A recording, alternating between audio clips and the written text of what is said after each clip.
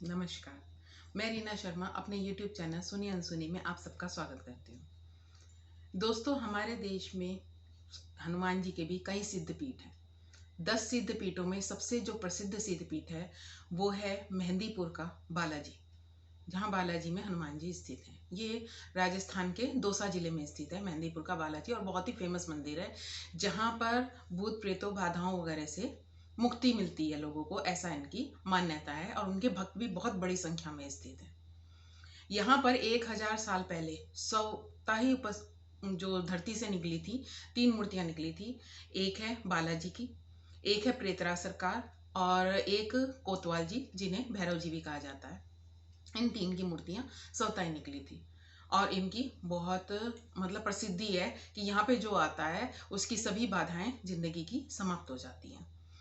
तो जब उस वक्त में मुस्लिम काल के बादशाह थे, जब ये मूर्तियां उपस्थित हुई, उन्होंने इसको मंदिर को तोड़ा और उनको मूर्तियों को जड़ से उखाड़ फेंकने की कोशिश करी।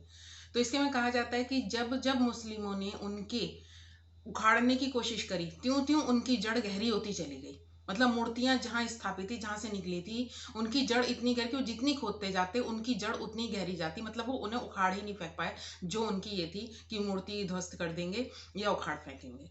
तो इतने सिद्ध हैं यहाँ पे हनुमान जी जागृत अवस्था में। और जहां पर हनुमान जी स्वयं जागृत अवस्था में हो, वहां पर की हुई दिल से की सभी मनोकामनाएं पूर्ण होती हैं। एक चीज और कहा जाती है इनके बारे में कि 1910 की बात है कि इन्होंने जो सौता जो उनका चोला चढ़ा हुआ था वो इन्होंने त्याग दिया हनुमान जी ने, और वो बहुत भारी चोला था। तो जब उसे लेकर सबने भक्तों ने सोचा अब इसका क्या करें, उन्होंने सोचा इनको गंगा में प्रवाहित कर देते हैं। तो उनके भक्त लेकर स्टेशन पहुंचे और उसमें चढ़े के ट्रेन में। तो स्टेशन मास्टर ने कि चोला बहुत भारी है, इस पर लगेज का टैक्स लगेगा। तो उन्होंने कहा तो भगवान जी का काम है, तो इसमें तो कोई लगेज थोड़े ही है। तो स्टेशन मास्टर ने कहा नहीं, जितना इसका वेट होगा चोले का उस हिसाब से इस पे लगेज का टैक्स लगेगा। तो उसको चोले को तोला गया। जब तोलने लगे स्टेशन मास्टर तो इतना हल्का हो गया कि वो उसमें नजर ही ना आए तोल में। और जरा देर में इतना भारी हो जाता है कि उनका तोल ही पूरा डूब जाता, दब जाता, इतना भारी। तो स्टेशन मास्टर वो सब देख के चमत्कार को वो नतमस्तक हो गया, और उसने उनको वैसे ही चोले को ले जाने की आज्ञा दे दी। उसमें कोई लगेज भी सिस्टम लागू नहीं हुआ। तो इन महाराज जी ने यहाँ पर जो स्थित हनुमान जी हैं, इन्होंने इतने चमत्कार किए हैं कि स्वयं ही लोग नतमस्तक हो जाते हैं उनकी श्रद्धा के आगे।